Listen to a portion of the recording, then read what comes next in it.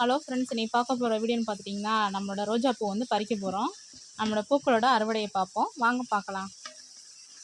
நிறைய துளிர்கள் நிறையா விட்டுருக்கு பாருங்கள்.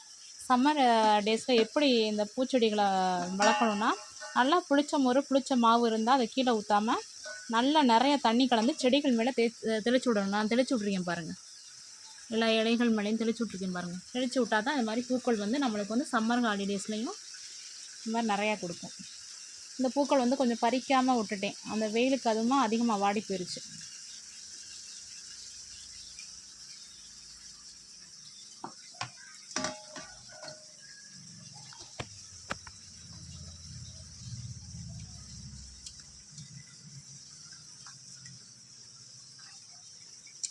எப்போவுமே நம்ம வந்து பூ கட் பண்ணும்போது இதான் பூனா அதுக்கு அடியில் தான் சேர்த்து கட் பண்ணணும்.